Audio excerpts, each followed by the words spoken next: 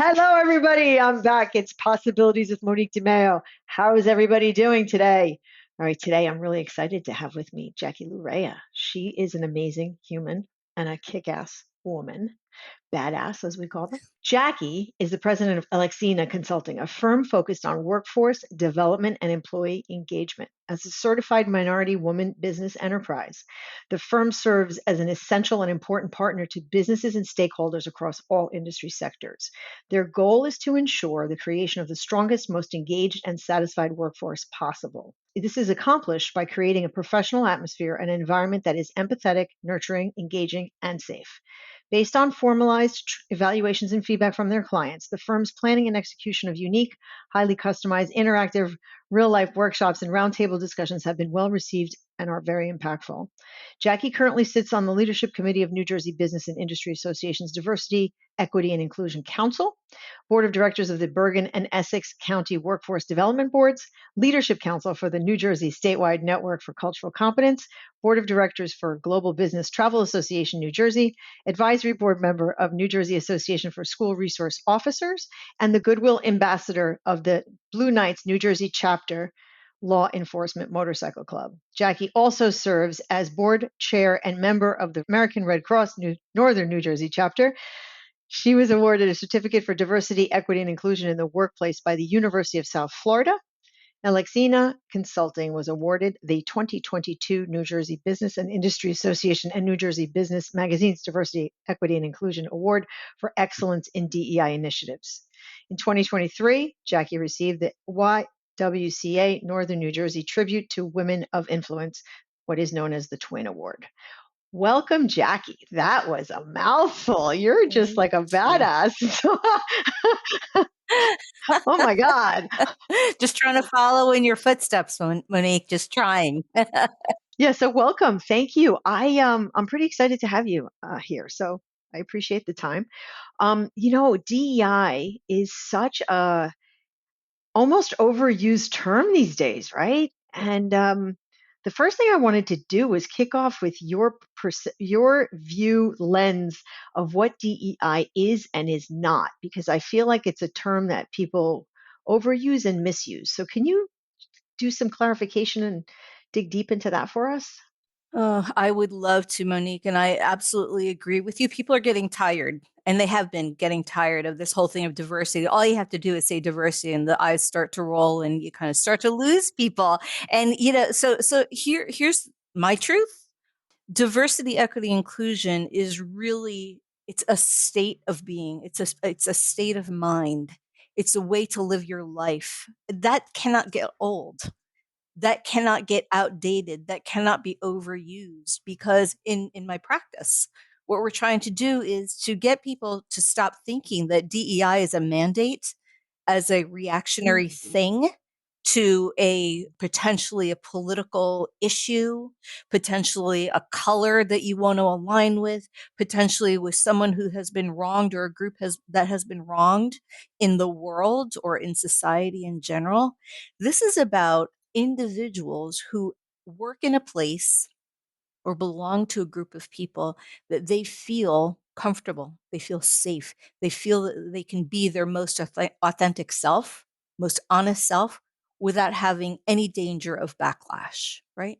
And that is what DEI and B, the belonging, is most critical in my practice to convey to my clients and to the community, because it is not about anyone's agenda except for yours, and how you create that environment that you could just be yourself and have your peers and have your managers and supervisors and leadership say, yeah, we want to create that safe space, that comfortable space, so that you, Monique, and me, Jackie, can come to work every day and feel like here's where we belong, and we're not leaving, because this is a great place to be.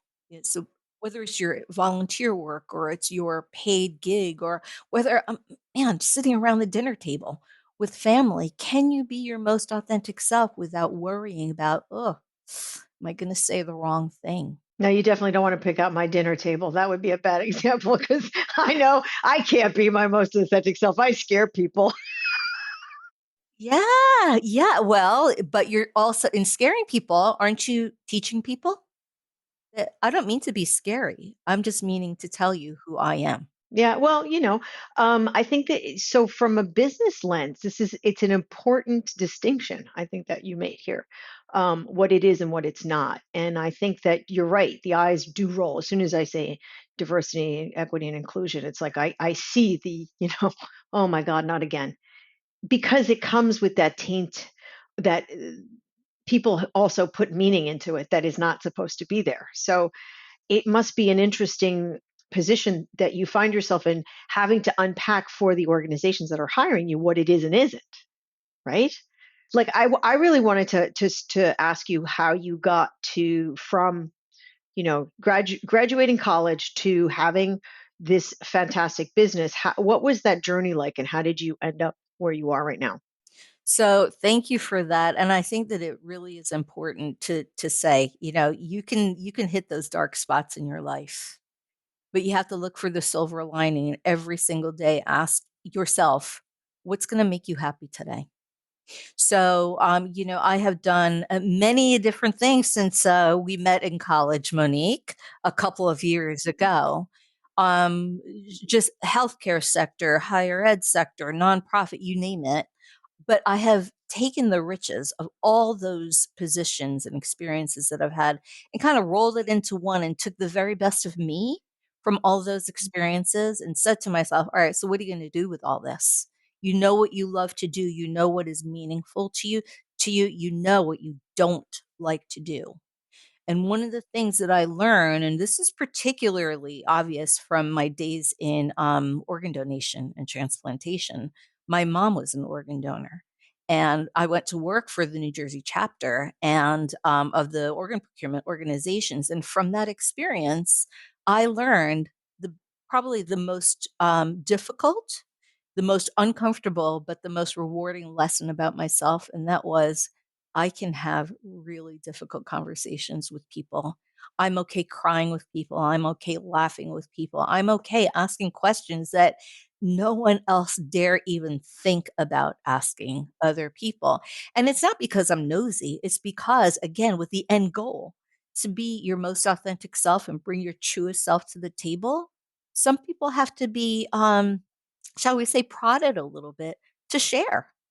And I'm okay with that. And I'm okay if you start crying because I will cry with you. And I'm okay if you're so hysterical laughing, I'm going to laugh with you. But at the end goal is this: have you brought your most truest self, most authentic self to this table? And if you have, how do we incorporate that into your life, into your work life, into your personal life so that we can be even at our own dinner table? And the struggle is real, Monique. It's real at my dinner table as well. There is so much work to do, not only with ourselves, but with the people that we surround ourselves with. I was smiling because it occurred to me that in my house, I am told by my boys, husband and son, that I ask too many questions. You see, and that I'm altogether all too curious. And I I think that's why we get along. But our curiosity, I believe, lends itself to really authentic and really deep conversations. I get bored when people stay at the superficial kind of, like, they talk about the weather and the pets and the commute and the what and back to the weather and the pets and the commute.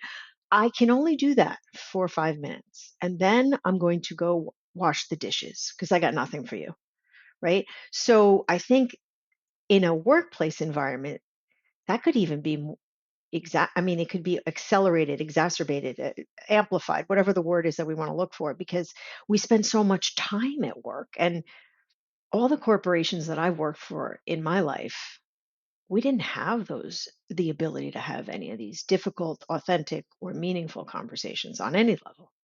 How do you do it? So what does an engagement look like for you? You land in an organization. Tell us, like, just index it. You don't have to be specific about who it was, but give us a scenario. Like, what happens?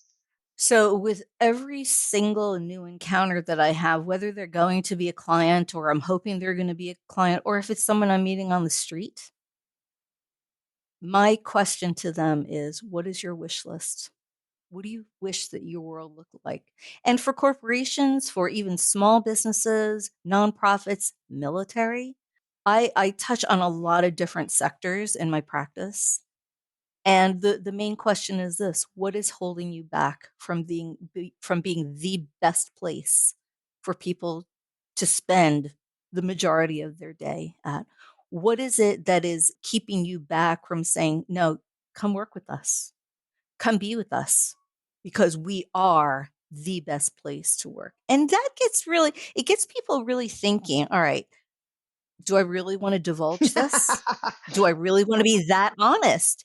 And the answer is cautious curiosity, I think, is very important. And you share the story about asking too many questions.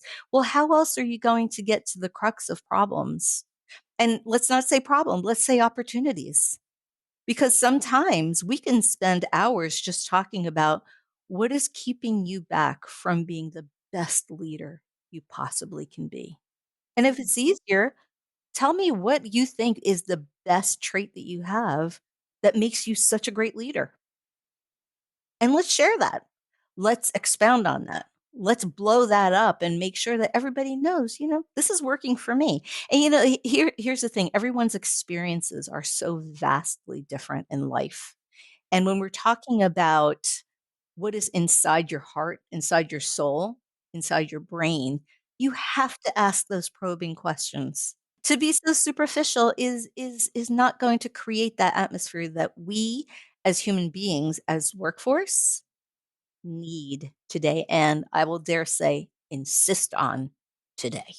So, I could see this now. So you walk into an organization, let's say it's a not-for-profit or it's a whatever it is, and they just look at you with their eyes like, to your point, am I really going to tell her what is preventing us from succeeding or what's stopping us or getting us stuck?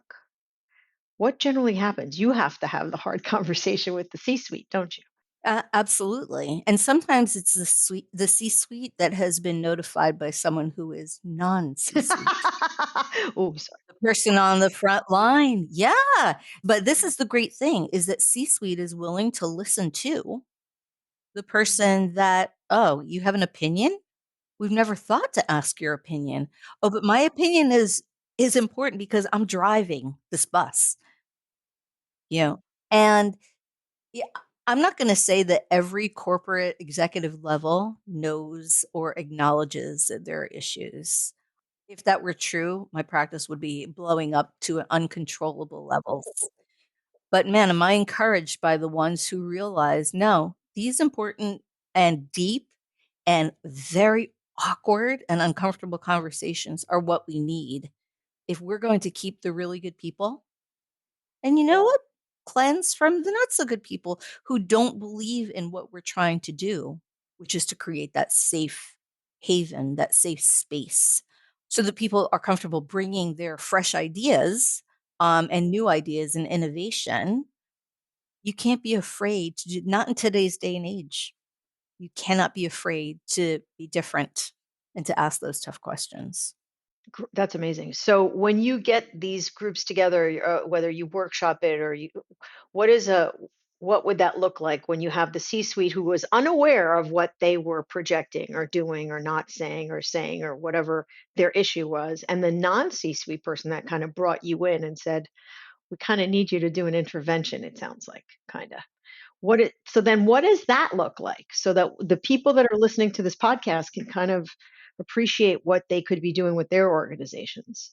So the most important thing that I think occurs in, and it's not a new thing because I think a lot of people do this when they're posing really tough, awkward questions, is that what happens in the room stays in the room. No names are called. Unless, of course, there's an idea or an opportunity or an issue that is so big that it has to be faced. And they're okay with that because otherwise, if you don't walk out of that room with some kind of plan of action or some light bulb that went off, you just wasted, for the most part, 3 hours is what the majority of my practice runs on, 3-hour sessions. We take the information that leadership comes up with and we trickle it down. because you could be C-suite, you could be someone who is managing other people, but not C-suite. You could be the people on the front line. Each of those groups has different issues. Same issue, but how they perceive it and their way of dealing with it is going to change. So what I try to do is separate out those categories of people initially. Then, when they're ready, and only when they're ready, do we bring those 3 groups together in a very manageable way. It's not a group of 100 people, because if you're gonna have a deep conversation, you're kinda not gonna do that in front of 99 of your other colleagues and senior leadership. But in a setting that people can feel comfortable in front of the group saying, "This is how I see it, and this is how I think we can fix it," or, "I have no idea how to fix this, so let's talk about it." And really to let the group come up with a plan of action, because I don't know each of my clients' inner workings. I don't know what they're capable of doing, what they want to do, how far they can push this. But that is my job, is to prod and make sure that you have an idea, let's throw it on the table. It might fly beautifully, or people might just say, that is just not feasible. Okay, what is then? Because we know what the issue is, how are we going to address it? And the second most important, not only the privacy issue, confidentiality, is that the buck doesn't stop there. Conversation doesn't stop there. I give every one of my groups homework, and the homework is, we're starting a conversation. What happens in this room stays in this room, except for asking the tough questions.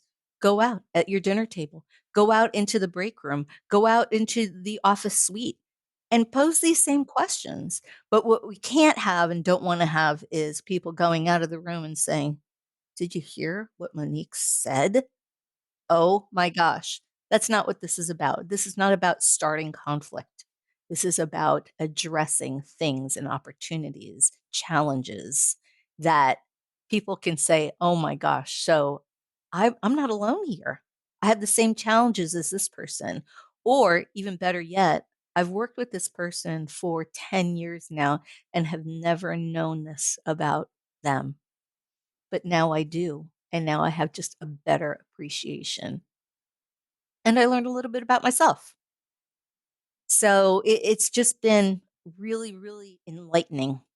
So it sounds like, I mean, you're kind of creating, you're removing blockages on all sorts of levels, you know. What do you think? I mean, you not what you think. What do most or many of your clients call you to solve for? So retention has been incredibly problematic. Recruitment has been an issue. So again, how do we create the space that is going to make people not even want to look at the job boards, not even want to put the feelers out into the universe to say, I am looking? Because you lose someone, whether that person is average or your shining stars, you lose that person. Sometimes you will never be able to replace them. So, what are you going to do to make sure or try to prevent that as best as you can? So, I'm going to say that that is number one. All right. So, retention and recruitment. The other thing is this whole thing of authenticity, that people don't feel like they're safe being honest. And with the mental health issues that have plagued and continue to plague us today, out of COVID, out of this solitary confinement, getting back to the whole idea of going back into the office or staying in that closet that you had to set up your office in.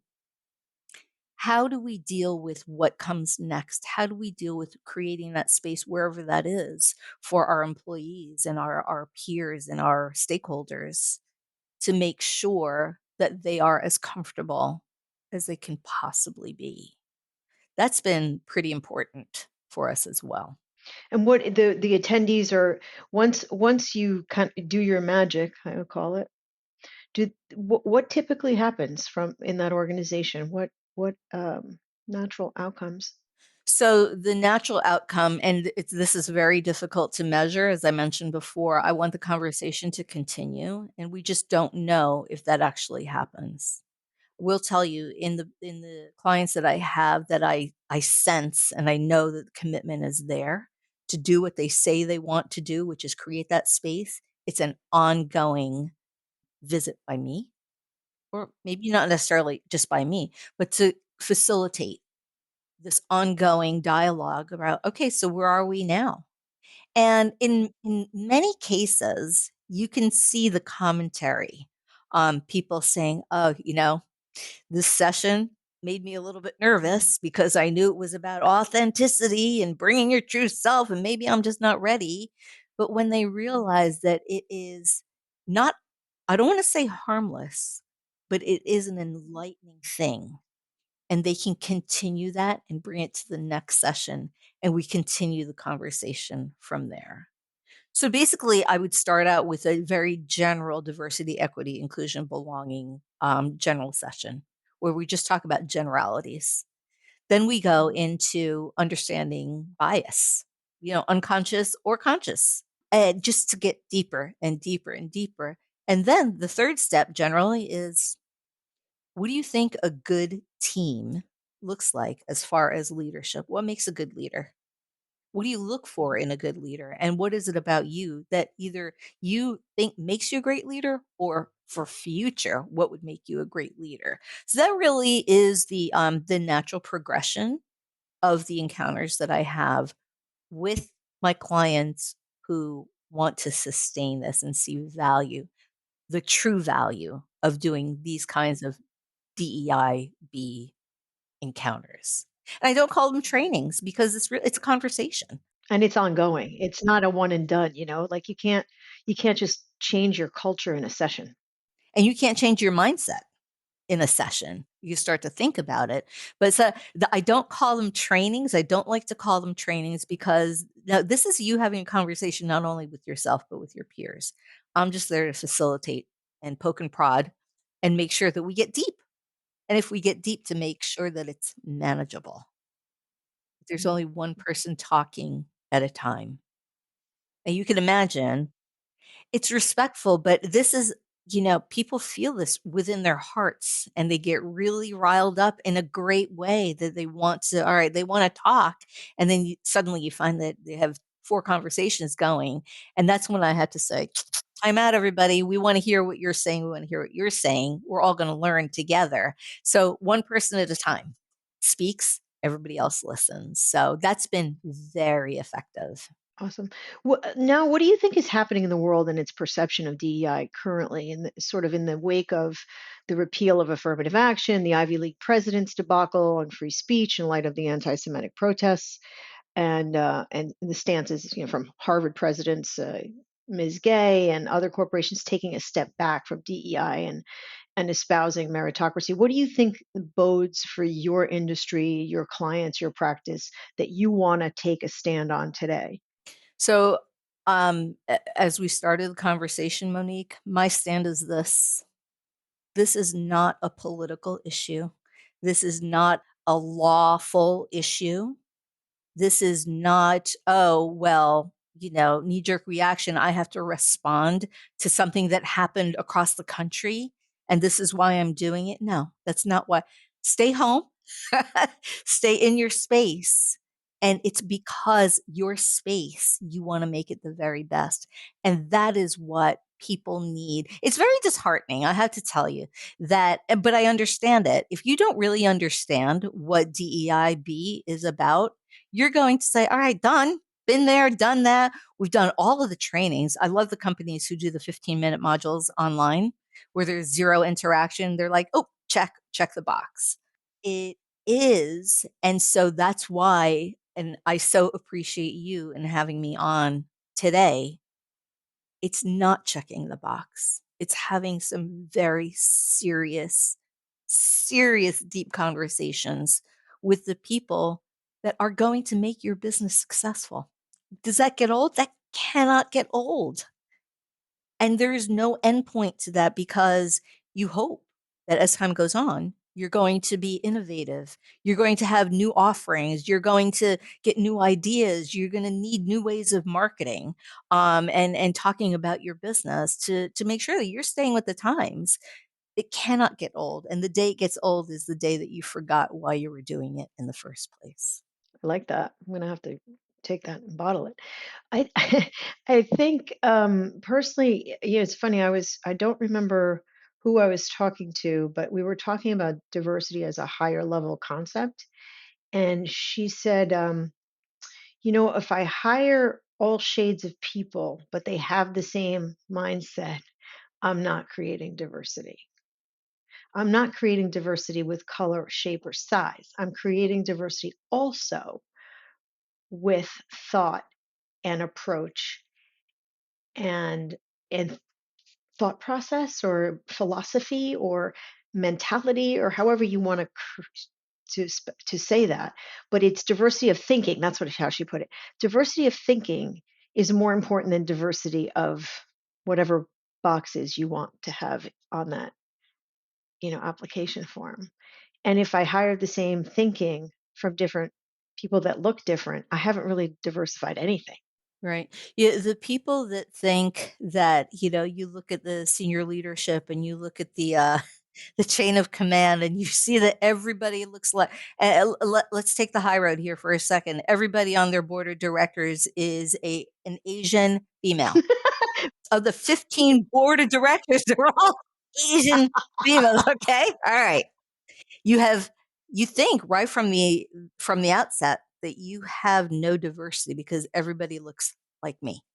Okay. And we can copy and paste to any individual. They could be all white females like yourself. They could be all white males like yet you could have some of the most profound diversity in that group of people, but you gotta ask. You have to ask. Were you born here? Were you a child born of in wealth? Were you economically disadvantaged? Do you have a high school education? Do you have a college education? See, if you don't ask these questions, you will never be able to discern what the degree of diversity is that you have in a group of people. I always say you could take identical twins and have profound diversity. They could be raised the same parents, same upbringing, same schools, same college, you name it, and still celebrate diversity amongst those two individuals that without asking the right questions, you'd never get to that point. Well, I get that all the time. People make such assumptions about me. You have no idea. This little, white girl from Ridgewood, she's entitled little upper middle class bitch. Yeah, no. How about no? How about English isn't my first or second language? How about no, we had no money? How about, like there's just so much to unpack there where when you make assumptions, you really do make an ass out of you and me. One of the things that I like to address is when someone does that to you and openly offends you, and maybe they know it, maybe they don't know it. Again, these unconscious and very conscious biases. I would love for our society to be able to say to that person, "Why would you say that?" Not in an angry way. Just tell me, what do you think it is you know about me that would make you say something like that so freely and innocently? You can't, their feelings are their feelings, and unpack that and say to them, actually, no, your assumption is incorrect. And I think that is how we get to the next level of not only understanding people, but accepting people. Because I think that is our biggest curse in our society right now is that we think we know what other people are going through. We think we know what their daily lives are and how they got to that place. But the truth is, you have no idea. So ask. And contrary to what your boys discourage you from doing, cautious curiosity. And I'm okay with approaching someone and say, listen, I'm not trying to be nosy. I'm just trying to learn about you. So would you mind if I asked you? It's as simple as that. And they have the option to say, actually, I'm uncomfortable answering that. And that's okay. Again, acceptance. I understand that they are uncomfortable with me probing with them. So step back.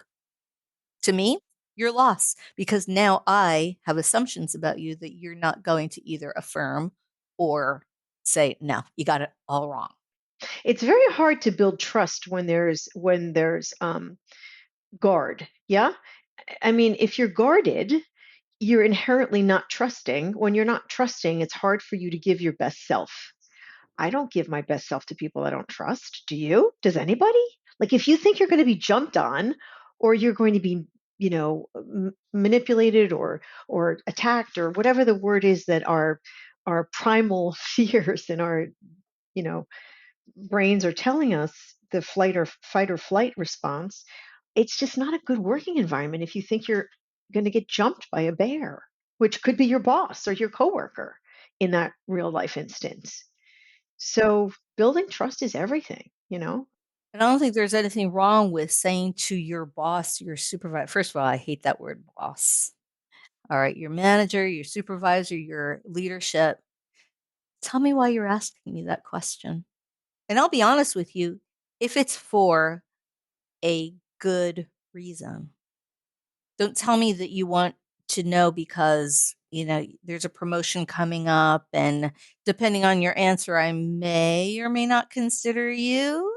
You know, let's not make it be about that. Let's make it be about Monique. We work together. I want to understand you better just so that we are a team. And the more we know about each other, the better off we're going to be, more effective we're going to be. So, Right, absolutely. And there are some places where, oversharing is not welcome either. I've been I've been in work environments where, wow, do you want to maybe use a filter on that? Okay, I didn't need to know what you did this weekend to that level of detail. Thank you. So you have to kind of, manage that, I guess, as a moderator. you do, and sometimes that means stepping away from that person or just saying very clearly to that person that was more information that I really needed to know and be okay with that. And if they continue, then that's a relationship. Yeah, I think a lot of people think that this whole thing of DEIB is we all have to hold hands, we all have to hug each other, and we no, it's not kumbaya, and it's not we're all going out to dinner this weekend together. No, the end goal is this: we're going to be together, we're going to coexist, we're going to make an amazing team, and then we're going to go home. Because I have my own friends I go out to dinner with. We're not going to go socialize together. Maybe we will. Yeah, but maybe we won't. That's not the end goal. So I think if people understood that, to accept someone doesn't mean that you accept them into 100% of your life. It's funny too. Speaking of your life, you and I have had conversations about integrating life. Not this notion of work-life balance really never really resonated with me, and I was happy to hear that it didn't resonate with you. I wanted you to unpack a little bit about how you feel about integrating the work and the life and the personal versus that previously used term, which we both don't like. Yeah, but so many people do use it, and it's that whole balance thing is difficult. Integration, I think, starts with every single morning getting up and saying, "What is going to make you happy today?" All right? So that answer changes every single day. I wanna accomplish this, but I also need to do that. So you read my bio, and I apologize, it is lengthy, but I have gotten myself involved with a lot of volunteer things that help my business. They help me pay my bills. And that is to me the deciding factor. Does it make sense for me to do this in the big scope, the big view of my life? Because if it's not going to make my life easier or bring positivity into my life, chances are pretty good I'm not going to do it. I think we're talking about, I mean, you and I are of the same intentionality gene, from the same intentionality sort of gene pool or whatever you want to call it. So there's an intention about how you conduct your life. There's an intention about how you conduct your business. There's an intention about how you have your business serve your life. And both of us have that. So I wanted you to kind of dig deeper into how did that come about? Where did you find that DNA or develop it for yourself? That muscle, let's call it a muscle. And then what are you doing with it today? Because now, I mean, obviously, our childbearing years are behind us. We have grown children. What are what has happened as a result of this intentionality in your world? Hmm. Well, so as our children get older and start their own adulting, it's time to be kind of inward facing again. It's our turn. It's our turn. So we get to choose. This is how I'm going to spend my day. All right. What I have done, and I think fairly effectively, is between my motorcycle club, the Blue Knights, so chapter 8 here in Jersey, they're all about giving back. We have a lot of veterans on in our chapter, on all of the chapters, law enforcement, a lot of military people. But I also sit on the board of the Red Cross, or did. I just recently stepped down from there. So I'm thinking, all right, so if you have an hour to spend on your volunteer work, how are you going to make that work? Is there a way you can blend those things? Oh, and by the way, you're out there networking, meeting people who doesn't need to know about DEIB. So now with every Blue Knights motorcycle run, we incorporate a blood drive. So I'm satisfying my role as a board member on both of those in both of those organizations. But bonus, for every pint of blood, we're saving 3 lives. It just doesn't get better than that. It doesn't get better than that. And the whole reason I got involved with the Blue Knights to begin with is that our president, Irv, is a 2-time kidney recipient. And knowing that my mom was an organ donor, that's what blended us together. And so I hold on to that because that is a way of continuing my mom's legacy. But also, oh my gosh, we can still save people by raising awareness of organ donation and now incorporating the donation of blood. So, from every aspect, we're doing good. That's what warms my heart. And by the way, I'm out meeting people. And so the nature of my practice, my paying gig is that who doesn't need to know about being your truest self? Who doesn't need to feel safe and less uncomfortable? So to me, there are opportunities that, gosh, I couldn't pay for. This is my marketing, just being out in community. A lot of the chambers that I sit on, yeah, we're meeting people, but to take advantage, and I do mean this, to take advantage of the offerings that professional associations make available to you, you're silly if you don't take advantage of it to elevate all that you do. So that's how I integrate, wherever possible. I'll just pile as much on the plate, and nothing but good can happen if it's controlled properly. Yes, I think that's the caveat. If controlled properly and if prioritized and if managed. And when managed, it can make you feel great. And I'm happy to report that I am an organ donor as well. Yay! Thank you. Yay. I'm gonna go back to giving blood because now I can do it. I'm over the limit. There's a good thing about working out and making more. I'm like, wait a minute, what's going on? The more I work out, the more weight I gain. What? But that's okay. It's the way it is. Bring on the muscle mass, baby. Yes. And I want to build my muscle mass before I turn into an old lady. Oh my God. So funny. So funny. So this has been great. Thank you for that. The perspective of the master class, as I like to call it. So first, ladies and gentlemen who are listening, mostly ladies, I have to be honest, DEI B. Let's remember the B for belonging. I think that's an important distinction that Jackie brought to our attention that we really need to put a finer point on. And the ability to be comfortable, not in the way that's sloppy, like I can wear my sweats to work comfortable, in the sense that I can have an authentic and non confrontational conversation about something that's important to either me or the business that's important.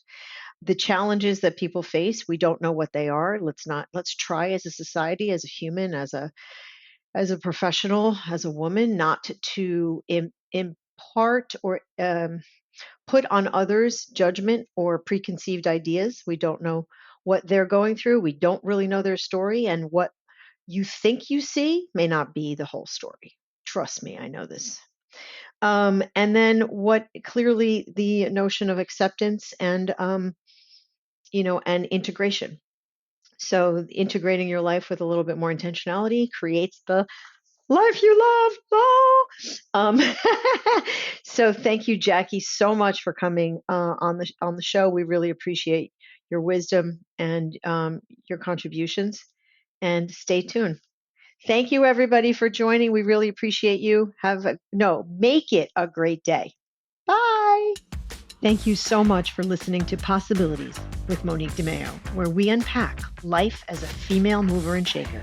If you like the show, please consider liking it, or better still, subscribing to it and leaving us a rating. It truly does help. Also, you can pick up my book, The 7 Secrets to Creating a Life You Love, a practical guide for women in leadership. You can find the book, other episodes of this podcast, and how to stay in touch at moniquedemeo.com. DEMAIO. I look forward to seeing you again soon. With gratitude, Monique.